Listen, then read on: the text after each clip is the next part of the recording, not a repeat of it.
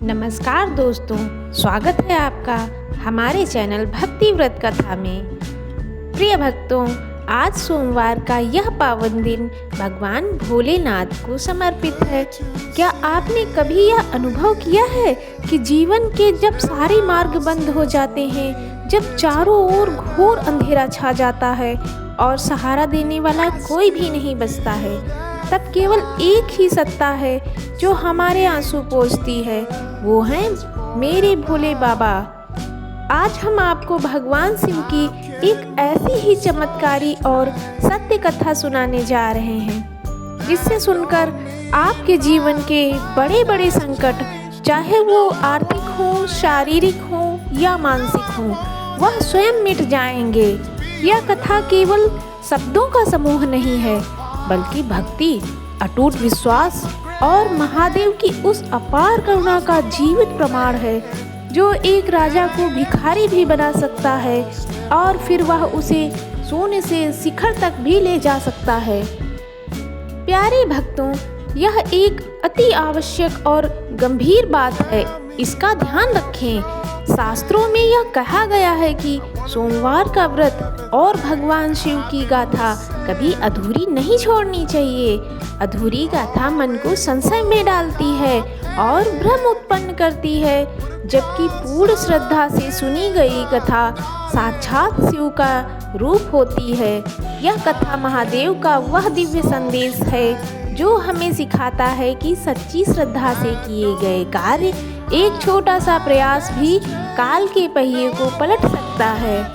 हो सकता है कि इस कथा का कोई भी वाक्य आपके भाव को, आपके जीवन के कष्टों का अंत कर दें। यदि आप महादेव के चरणों में अपना स्थान पाना चाहते हैं, तो इस दिव्य संदेश को आगे भी बढ़ाएं और भक्ति के इस सागर में स्वयं को पूरी तरह समर्पित कर दें।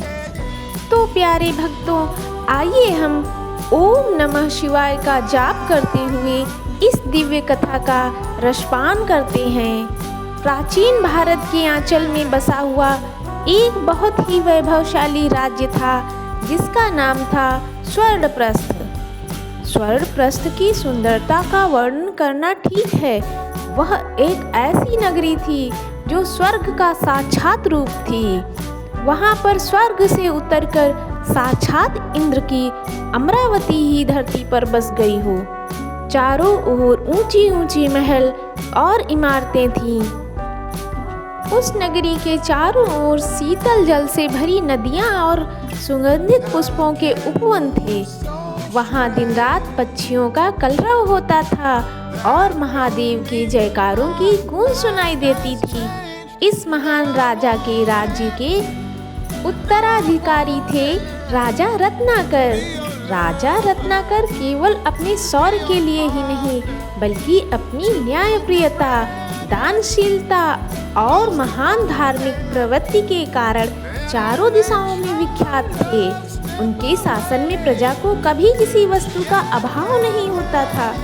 राज्य के अन्न और धन के भंडार सदैव भरे रहते थे और राजा के दरबार में कभी कोई याचक खाली हाथ नहीं लौटता था।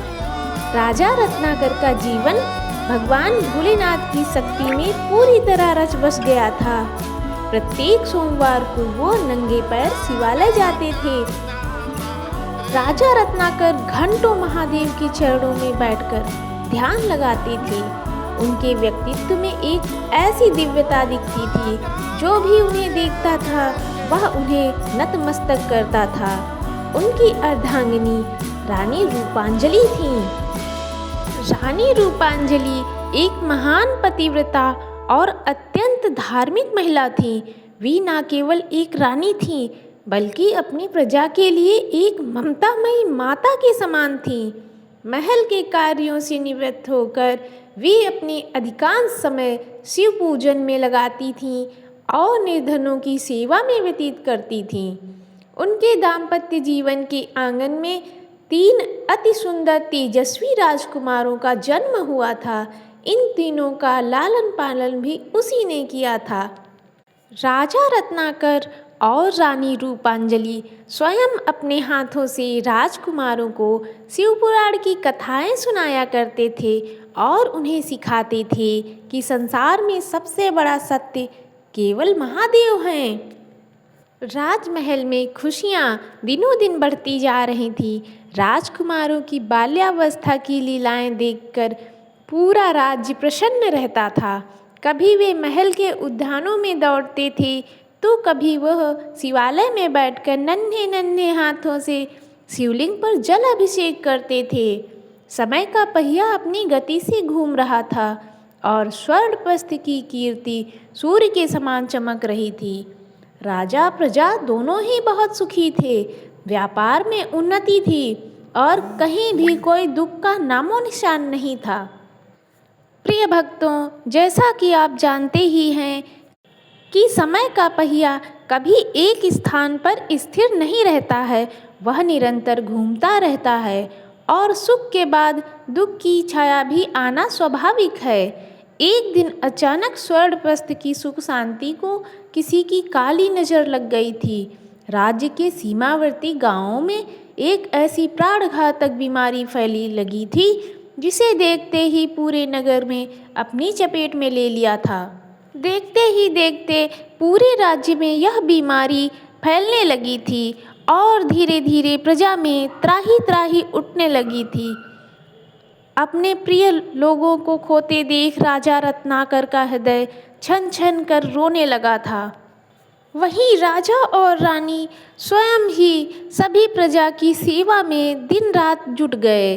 वे स्वयं पीड़ितों की सेवा करते और महादेव के सम्मुख हाथ जोड़कर प्रार्थना करने लगे कि हे प्रभु, मेरे अपराधों का दंड मुझे दीजिए, किंतु मेरी निर्दोष प्रजा को इस विनाश से बचा लीजिए।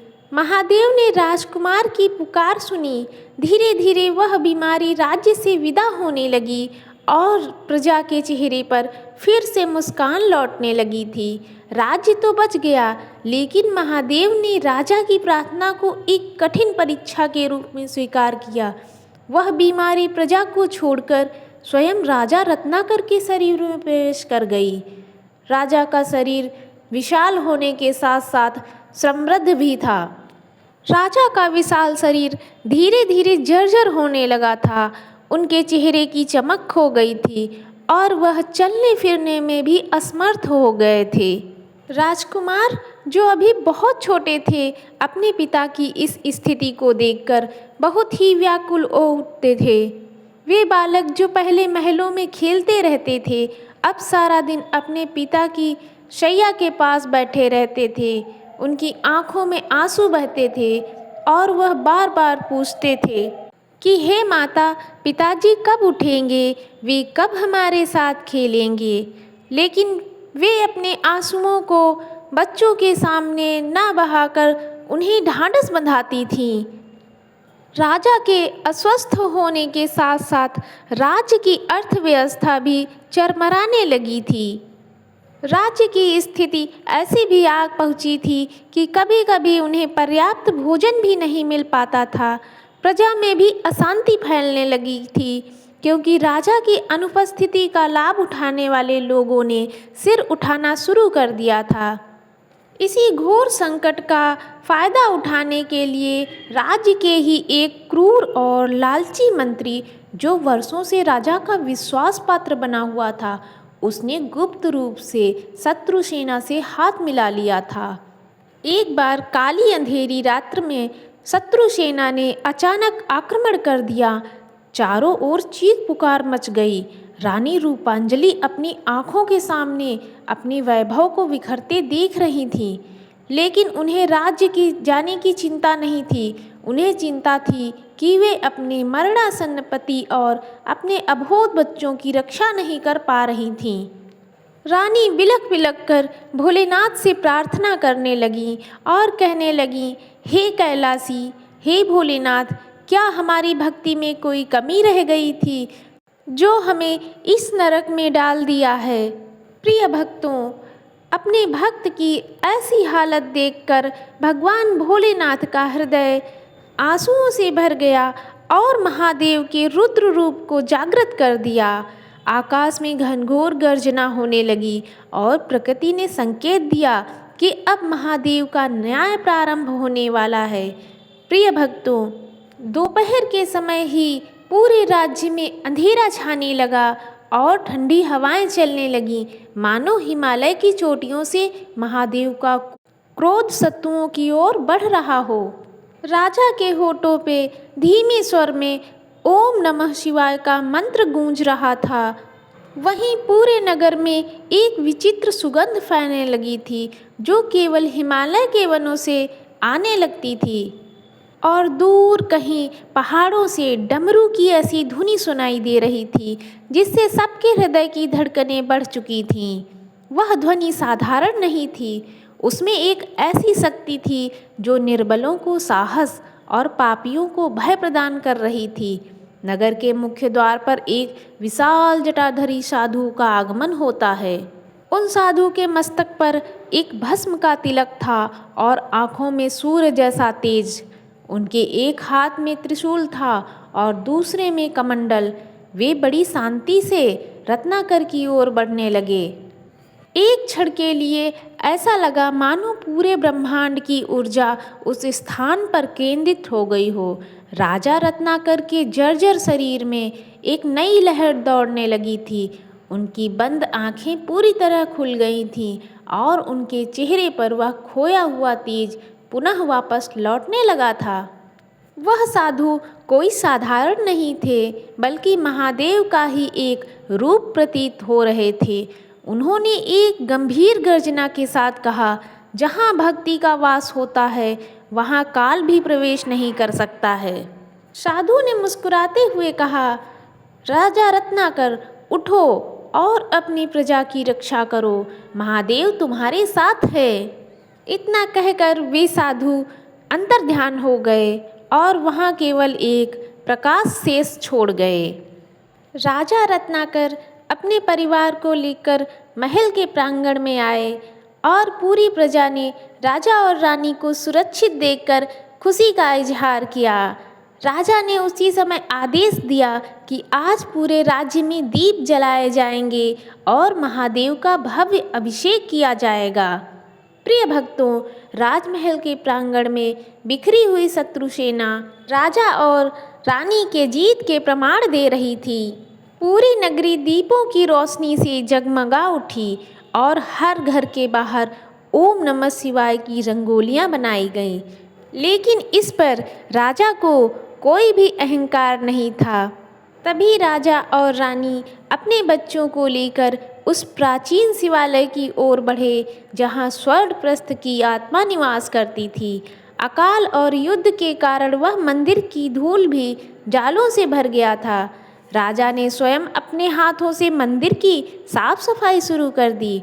सम्राट को झाड़ू लगाते हुए देख, साफ सफाई करते हुए देख, वहाँ की प्रजा के आंखों में आंसू आ गए।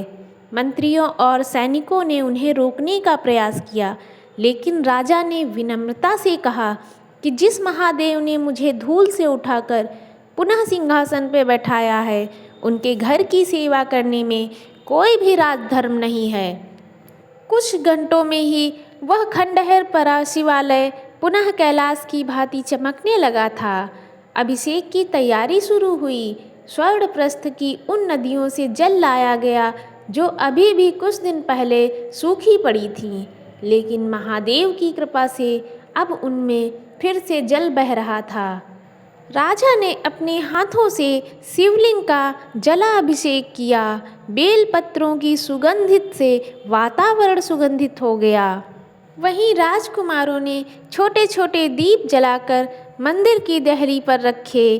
प्रिय भक्तों, भगवान भोलेनाथ की यह चमत्कारी कथा हमें सिखाती है कि जीवन में कितनी ही बड़ी बीमारी क्यों ना आए, धन का अभाव क्यों ना हो, शत्रु चारों ओर से घेर लें, यदि आपका विश्वास महादेव पर अटल है तो काल भी आपका कुछ नहीं बिगाड़ सकता है। सोमवार का यह पावन दिन और महादेव की यह कथा आपके जीवन में नई रोशनी लेकर आए, यही हमारी कामना है।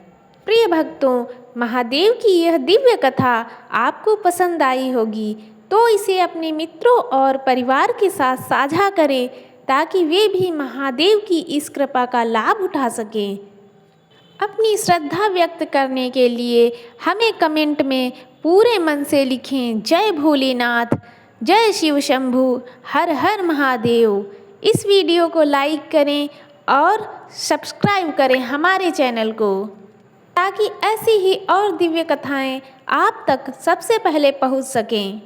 देवों के देव महादेव भोलेनाथ आप सभी पर अपनी कृपा बनाए रखें। इसी मनोकामना के साथ यह कथा संपन्न होती है और आगे मैं लाती रहूँगी आपके लिए और भी इसी तरह की भक्तिमयी और चमत्कारी कथाएं। हर हर महादेव। ओम नमः शिवाय। ओम नमः शिवाय।